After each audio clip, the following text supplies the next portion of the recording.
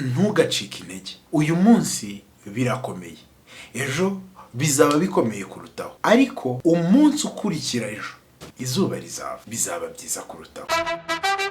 Ayo magambo y'ubwenge yavuzwe n'umukire wa mbere mu Bushinwa, akaba ariwe watangije kompanyi y'ubucuruzi bwo kuri internet yitwa Alibaba, yitwa Jack Ma.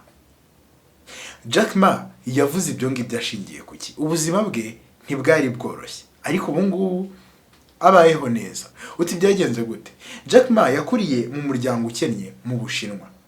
Ntabwo yari umuhanga mu buzima. Mu ishuri ntiyatsindaga, ku buryo yatsinzwe ikizamini cyo kwinjira muri kaminuza byibuze inshuro ebyiri. Atsindwa ibizamini by'akazi inshuro nyinshi cyane, ku buryo n'ibizamini byo gukora muri resitora yabitsindwaga.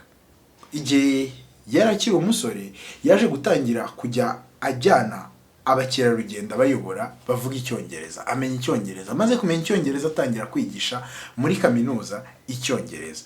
Nyuma yaho yakoze kampani ya mbere iramunanira, ntiyigera yemera, akora iya kabiri, ariko iya gatatu iza kuza kwemera, ariyo Alibaba. Nyuma rero ya Alibaba ibyakurikiyeho ni amateka. Nujya muri Google ukandikamo Jack Ma uraza kumubona. Rero icyo urugero rwa Jack Ma rwatwigisha ni ikihe?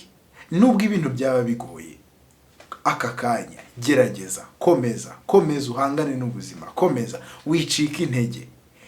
Byibuze umwaka utaha nk'iki gihe uzongera wicare urebe koko ubona aho wavuye, ubone ko nta kutagize. Wicika intege, hangana n'ubuzima uko bwaba buri kukugenza kose.